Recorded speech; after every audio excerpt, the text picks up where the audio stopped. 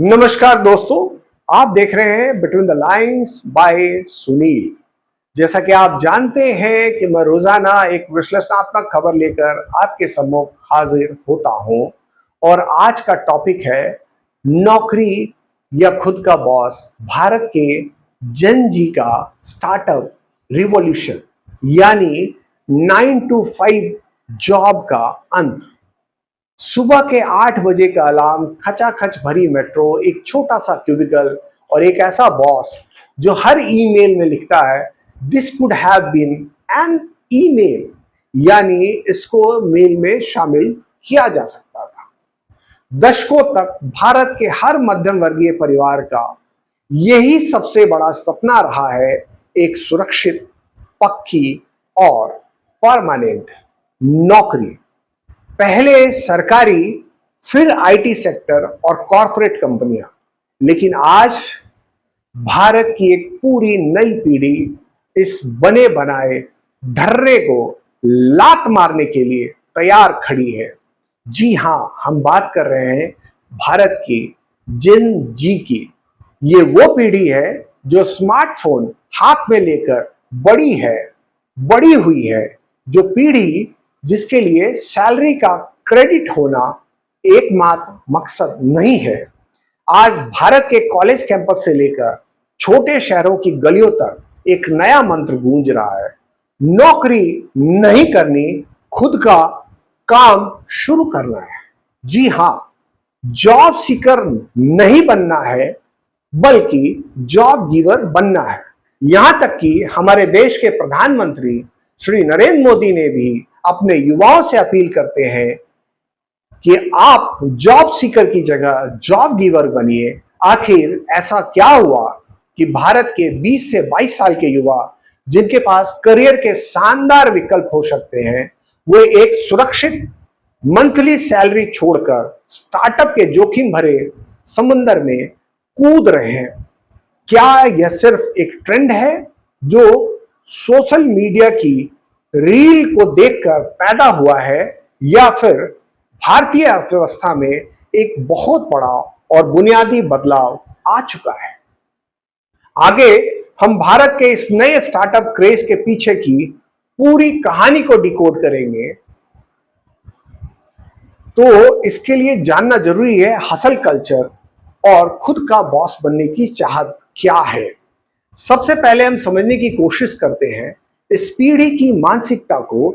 Generation Z ने अपने माता पिता को देखा है, उन्होंने देखा है कि कैसे उनके पेरेंट्स ने एक ही कंपनी में 20 साल गुजार दिए, अपनी इच्छाओं का गला घोटा, सिर्फ इसलिए कि महीने के आखिर में एक बंधी बधाई रकम घर आ सके।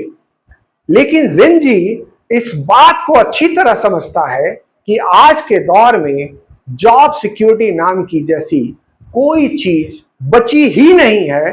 आर्टिफिशियल इंटेलिजेंस के आने के बाद और बड़ी बड़ी टेक कंपनियों में आए दिन होने वाले ले ऑफ यानी छटनी ने युवाओं का कॉर्पोरेट वफादारी से भरोसा ही उठा दिया है।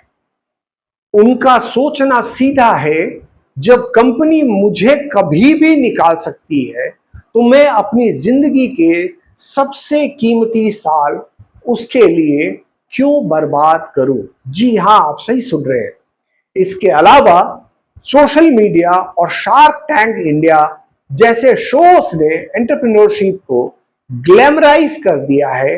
आज युवाओं के लिए हीरो कोई बड़ा कॉर्पोरेट मैनेजर नहीं है, बल्कि वो 23 साल का कॉलेज ड्रॉप आउट है जिसने अपनी कंपनी खड़ी कर दी और करोड़ों की फंडिंग उठा ली है। अब क्रेडिबिलिटी यानी साख इस बात से नहीं मापी जाती है कि आप किस मल्टीनेशनल कंपनी में काम करते हैं। साख अब इस बात से मापी जाती है कि क्या आपके पास अपना कोई साइड हसल है, क्या आपके पास कोई ऐसा आइडिया है जो दुनिया बदल सके, यानी दुनिया को बदल सके। खुद का बॉस होना अब सिर्फ एक ख्वाहिश नहीं, बल्कि इस पीढ़ी का स्टेटस सिंबल बन चुका है। इंटरनेट और एआई और गिरती हुई लागत, क्यों आसान हुआ स्टार्टअप? अगर कोई युवा आज से 20 साल पहले कोई बिजनेस शुरू करना चाहता तो उसे क्या चाहिए होता? एक बड़ी दुकान या ऑफिस, लाखों का इन्वेस्टमेंट और सरकारी दफ्तरों के चक्कर और एक बड़ी टीम। यानी एक आम लड़के या लड़की के लिए बिजनेस शुरू करना लगभग नामुमकिन था। जी हां, था। लेकिन आज आज वर्तमान में आपके पास एक लैपटॉप, एक अच्छा इंटरनेट कनेक्शन और एक इंस्टाग्राम अकाउंट होना चाहिए और बधाई हो, आपका बिजनेस लाइव है। टेक्नोलॉजी ने बिजनेस शुरू करने की लागत को लगभग जीरो कर दिया है। आज जिंजी को कोडिंग नहीं आती तो भी वो नो कोड टूल्स की मदद से वेबसाइट बना लेते हैं। उन्हें किसी ग्राफिक डिजाइनर की जरूरत नहीं है, वे खुद कैनवा पर डिजाइन तैयार कर लेते हैं। उन्हें मार्केटिंग के लिए लाखों के बजट की जरूरत नहीं है, वे इंस्टाग्राम रील्स और टिकटॉक के जरिए ऑर्गेनिकली यानी मुफ्त में लाखों लोगों तक पहुंच जाते हैं। और अब आर्टिफिशियल इंटेलिजेंस ने तो खेल ही बदल दिया है। जी हां, एआई ने तो खेल ही बदल दिया है। जो काम पहले 10 लोगों की टीम करती थी, जैसे coding, content writing, customer support, वो काम आज एक 20 साल का लड़का अपने कमरे में बैठकर अकेले एआई टूल्स की मदद से कर लेता है। इसे कहते हैं सोलोप्रेन्योरशिप यानी वन मैन आर्मी। जब बिजनेस शुरू करना इतना आसान और सस्ता हो गया हो तो भला कोई क्यों किसी और के लिए 9 to 5 की नौकरी की गुलामी करेगा? जी हां, छोटे शहरों की बड़ी उड़ान, टीयर 2 और टीयर 3 का उदय। इस पूरे बदलाव की सबसे खूबसूरत बात जानते हैं क्या है?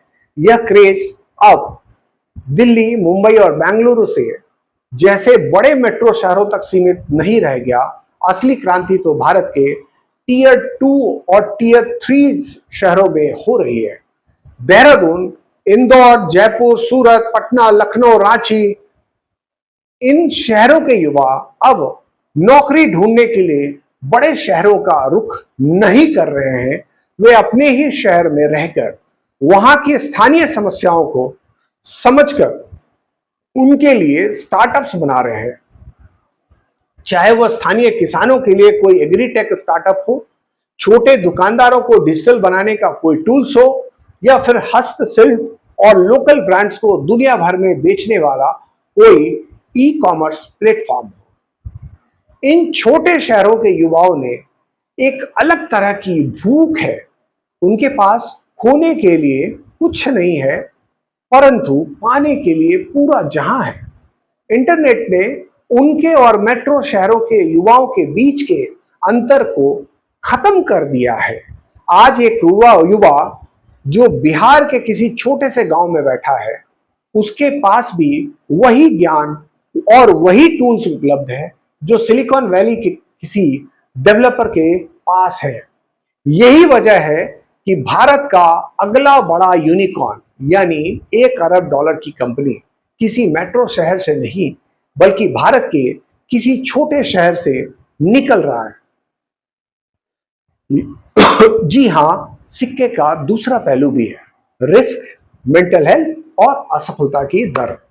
लेकिन रुकिए, यह कहानी जितनी शानदार और चमकदार दिखती है, इसका एक दूसरा और कड़वा सच भी है। हमें इस सिक्के के दूसरे पहलू को भी देखना होगा। स्टार्टअप की इस चमचमाती दुनिया के पीछे एक बहुत बड़ा अंधेरा भी छिपा है। आंकड़े बताते हैं कि 90% से ज्यादा स्टार्टअप्स अपने शुरुआती 3 से 5 साल में ही फेल हो जाते हैं। जी हां, 90%। हर आइडिया शार्क टैंक तक नहीं पहुंच पाता। हर स्टार्टअप को फंडिंग नहीं मिलती है। असल में ज्यादातर युवा फंडिंग के बिना अपनी पॉकेट मनी या माता पिता की गाढ़ी कमाई लगाकर काम शुरू करते हैं। जब वो स्टार्टअप नहीं चलता है तो जो नुकसान होता है वो सिर्फ आर्थिक ही नहीं होता।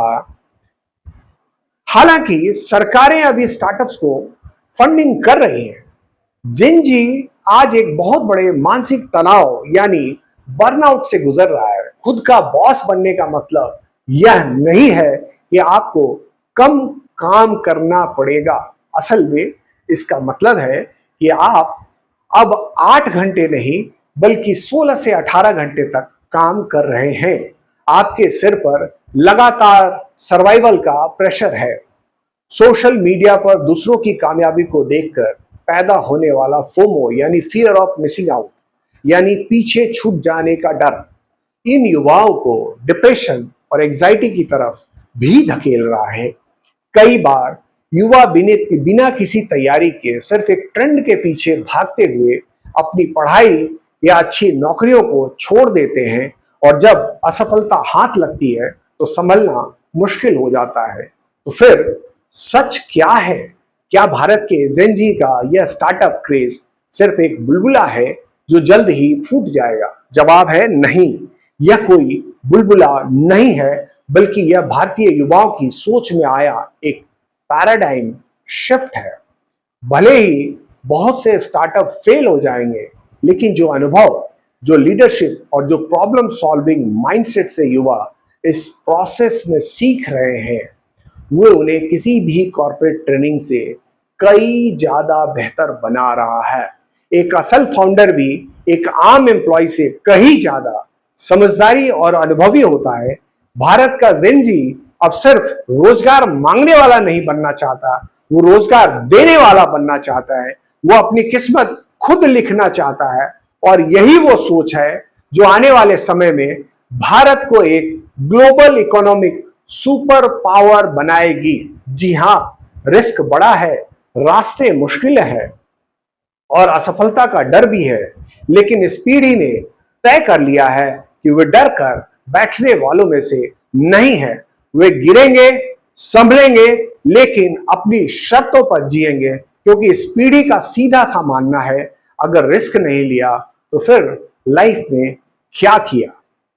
कंटेंट पसंद आया हो तो वीडियो को लाइक करें, दोस्तों के साथ शेयर करें, साथ ही चैनल को सब्सक्राइब करना ना भूलें। तो दोस्तों, मिलते हैं अगले वीडियो में, तब तक के लिए धन्यवाद।